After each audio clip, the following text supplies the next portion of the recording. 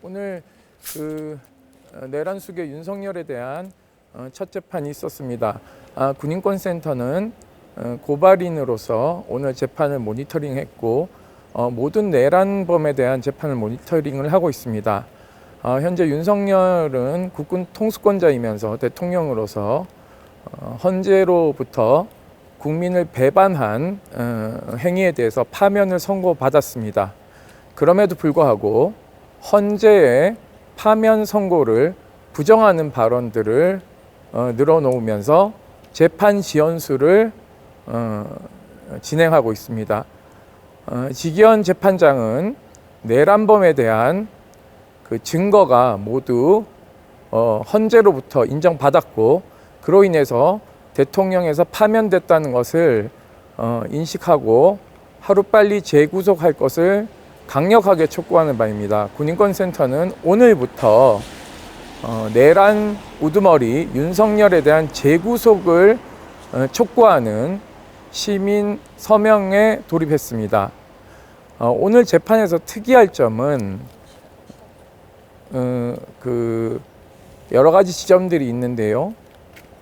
기소에 대한 부분을 계속적으로 불법적이라고 얘기를 하고 있는 측면, 그리고 그 여러 증거들, 특히 오늘 증인으로 나온 영관급 장교들을 모욕하는 발언들을 지속적으로 일삼고 있습니다.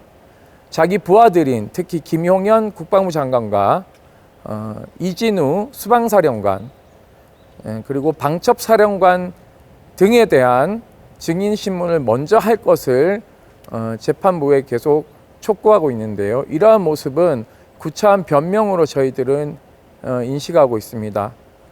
다음 재판이 다음 주 월요일에 있을 예정인데요. 다음 재판 전까지 구속 취소에 대한 시소를 통해 제2의 내란과 제3의 내란을 계속적으로 일으킬 수 있고 지속해서 파면 이후에도 헌법재판관을 불법으로 지명해서 대한민국의 헌법을 뒤흔들고 있는 내란범에 대한 조속한 재구속을 재판부가 승인해 줄 것을 강력히 촉구하는 바입니다. 더 기다려야 되나요? 라이브 하니까 제가 기자 전화번호 라이브에서 참조를 하고 네, 그리고 오늘 조금 더 부연 설명을 드리자면요. 윤석열 전 대통령이 계엄 선포가 되었지만 군정을 실시하지 않았기 때문에 쿠데타가 아니라는 이상한 주장을 했습니다. 대통령이 직접 친위 쿠데타를 일으켰으나 군정은 당연히 필요가 없겠죠. 왜냐하면 대통령이 아니었던 박정희와 전두환이 정부를 전복하여 군정을 실시한 사례와 비교하는 것은 말장난에 불과합니다. 계엄은 금방 끝나고 6월 사태는 없었을 것이라는 국무위원들에게 말한 것도 오늘 새롭게 얘기됐는데요.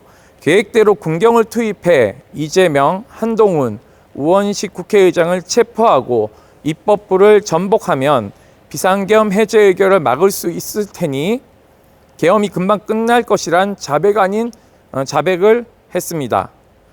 대답이 곤란한 위법 행위는 전부 자기는 잘 몰랐고 모든 허물은 김용현과 사령관들의 잘못이라는 주장은 굉장히 볼썽사나운 모습을 보여줬고 방청객들의 눈살을 찌푸렸습니다. 재차 말씀드리지만 지기현 재판부의 이상한 구속기간 계산법은 매우 문제가 있습니다. 향후 이것은 바로 잡아야 될 지점이고요. 오늘 특이할 점은 특전사 대대장의 증언입니다. 특전사 대대장은 증인으로 출석해 전직 대통령 면전에서 국회의원을 끌어내라는 여단장의 명령 직후 이상하다는 걸 감지했고 국회의 주인은 의원인데 이게 무슨 소리인지 모르겠다라는 증언을 생생히 했습니다. 정당한 지시라 판단할 수 없었고 만약 이 임무를 특전사 요원들이 시행했다면 자기도 이 자리에 없었을 것이라는 얘기를 했습니다. 개헌 며칠 전 박정훈 대령에 대해 항명죄로 기소한 군 검사가 징역 3년을 구형했기 때문에 처음부터 국회 진입 후 끝까지 부하들에게 이상한 명령을 전달하지 않았다는 박정훈 대령의 정당한 항명에 대해서도 설시하였습니다. 피고인 내란숙의 윤석열 면전에서 국회의사당 전기 끊으라는 지시는 누가 했는지 모르겠으나 너무도 영화를 많이 본 것 같다라는 말씀을 하셨습니다. 일단 수사받으면서 그날 국회로 투입한 것이 위법인지 합법인지 모르겠으나 저희 특전사 병력에게 하나의 지시를 했다. 시민들과 물리적 대치 때 물러서라. 참아라. 때리지 마라. 시간적 공간적으로 국회의원 끌어내라는 임무를 할 수 있었으나 이런 것들을 하지 않았다는 것을 강조했습니다. 그리고 국회 남문을 열었고 특전사 병력들이 그날 그곳에서 내란숙의 윤석열의 명령을 따르지 않고 제자리를 잘 지키고 있었다는 것이 후회되지 않는다라는 이야기를 했습니다.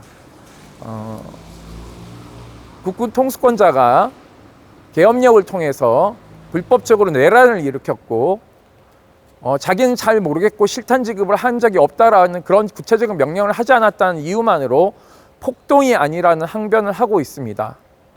군인들의 생명과 시민의 생명을 너무 쉽게 보는 것 같습니다. 계엄은 전시, 사변을 통해서 대한민국 민주공화국을 침탈하려고 하는 적들에게 행하는 합법적인 무력 집단입니다. 이 무력 집단을 본인의 권력을 유지하기 위해서 헌법기관을 전복시키려고 했다는 점 비난받아 마땅하고요.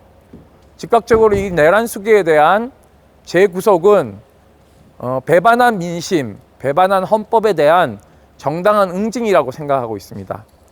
이상 브리핑을 마치도록 하겠습니다. 고맙습니다. 공소 사실에 대해서 일단 어떤 입장으로 부인하신 건지 한번 정리를. 국정에서 설명했듯이 이 지금 비상계엄, 합법적인 비상계엄을 내란으로 지금 의혹을 하는 것이다. 그래서 공소사실 전체를 일단 부인을 합니다. 그리고 공소사실 모두에 보면 무슨 여러 가지 공모 사실들 나열하고 있는데 그 부분에 대해서 구체적인 사실들은 다 부인하는 것이고요. 우선 내란죄 구성 요건인 국헌문란 목적이나 폭동이 없었다는 것을 얘기하고 있는 것입니다. 변호사님, 그 윤석열 전 대통령께서 입장 직접 전달하기도 하셨는데 좀 충분히 재판부에 전달됐다고 보시는지. 재판 진행이다 보니까 절차에 대해서 재판부에서는 검찰 측 입장과 조율해 가면서 하다 보니까 아무래도 좀 미진한 부분들이 있습니다. 향후 재판 진행 과정을 통해서 충분히 전달하려고 하고 있습니다. 헌재 이야기 하셨는데 앞서 헌재에서는 전원 일치 의견으로 일부 비상계엄 사태에 대해서 인정하는 부분도 있었거든요.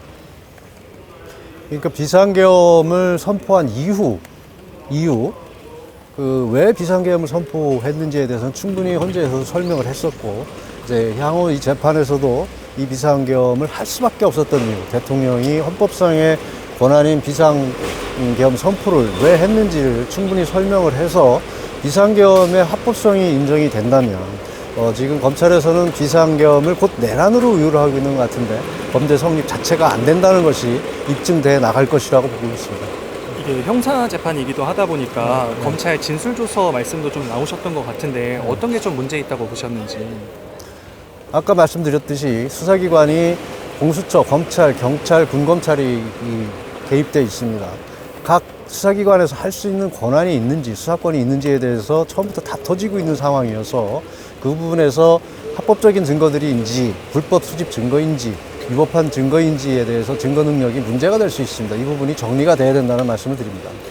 계속 헌재 이야기를 하는 게 헌재에서 앞서 정리된 부분이 위치 파악 시도를 했다던가 국회 공세 지시가 있었다라는 부분은 헌재가 이미 인정을 해서 전원 일치 의견으로 인용이 된 부분인데 그걸 다시 형사재판에서 그러면 다투겠다는 것도 좀 궁금한데요. 그것은 헌재에서 인정을 잘못한 것이죠. 우선 증거법을 위반했습니다. 형사재판에서는 분명히 증거로 쓸 수 없는 증거들을 써서 헌재에서 인정을 했기 때문에 형사재판에서는 그 부분에 충분히 다퉈서 사실이 아닌 것을 입증해 나가야 된다고 생각하고 그것이 당연히 해야 될 일이라고 생각합니다. 오늘 증인신문 두 분이 이루어졌는데 좀 적절하지 않다는 취지의 말씀도 있었던 것 같아서 그 사유를 좀 설명해 주실 수 있으실까요? 법정에서 설명을 했습니다. 이 지금 오늘 이루어진 두 명의 증인은 계엄 사무에 있어서 최일선에서 종사했던 사람들이고 대통령과는 직접 연관되어 있는 사실이 없습니다. 그리고 들었다는 내용들이 사령관이나 그 밑에 여단장으로부터 들었다는 것을 법률상으로 보면 전문 증거나 재전문 증거입니다. 그래서 증거로 사용할 수 없는 부분이고 원진술자가 진술을 확인해 주지 않으면 증거 가치가 없습니다. 그런데도 불구하고 원진술자의 진술 증언을 듣지 않고 밑에 전문 증거부터 증거 조사를 하는 것은 분명히 문제가 있습니다. 그 헌재 결정이 그럼 잘못됐다라는 거는 그 결정으로 인한 파면도 혹시 잘못됐다라는 걸까요? 판결 내용에 대해서는 충분히 이의 신청을 할 수 있고 얼마든지 할 수 있습니다. 그러나 헌법재판소는 단심이기 때문에 법률상 제도적으로 수용할 수밖에 없는 입장이지 판결은 우리들이 수없이 봐왔습니다. 우선 형사사건 같은 경우 1심이 2심에서 번복되거나 2심이 대법원에서 번복될 수도 있습니다. 그리고 많은 사건들이 재심을 통해서 또 번복되는 경우도 보았습니다. 그렇기 때문에 헌법재판소의 결정이 반드시 진리이고 사실은 아니라는 겁니다. 결국은 또 다른 재판 과정인 형사재판을 통해서 진실을, 사실을 밝혀나가는 과정이 지금입니다. 검찰은 초반부에 공소사실 요지 설명하면서 국헌문란 목적이랑 폭동 한 번 더 언급했는데 이거에 대해서는 또 어떤 입장이신지도 궁금합니다.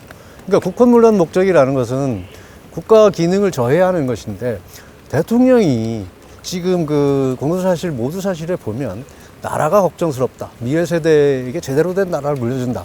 이런 것들은 이게 어떻게 해서 내란 목적이 국헌문란 목적이 되는지 이유를 알 수가 없습니다. 대통령이 나라를 제대로 만든다는데 그것이 국헌문란 목적이다? 성립할 수가 없습니다. 그리고 폭동이라는 것이 어디서 무슨 폭동이 나서 무슨 사상자가 발생했습니까? 군인이 출동한 자체를 지금 폭동으로 보고 있습니다. 그렇지만 계엄에는 당연히 군인이 동원되는 것이고 그 계엄의 적법성이 인정된다면 폭동 자체는 아예 성립할 수가 없다는 겁니다. 오늘 전 대통령께서 직접 발언하신 부분은 변호인단과 사전에 논의가 된 부분일까요? 사전에 긴밀히 논의한 것은 없습니다. 우선 오늘 이제 검찰의 모두 사실 후에 변호인들의 어떤 공소사실에 대한 인부 진술이 있을 것으로 예상이 돼 있었는데, 검찰에서 하는 내용들이 사실과 많이 다르다고 느꼈기 때문에 대통령께서 제일 많이 아니까 본인이 설명을 한 것으로 알고 있습니다. 최근에 촬영 불허 재판부의 결정 관련해서 특혜 논란 시비가 있었는데 좀 어떻게 보실까요?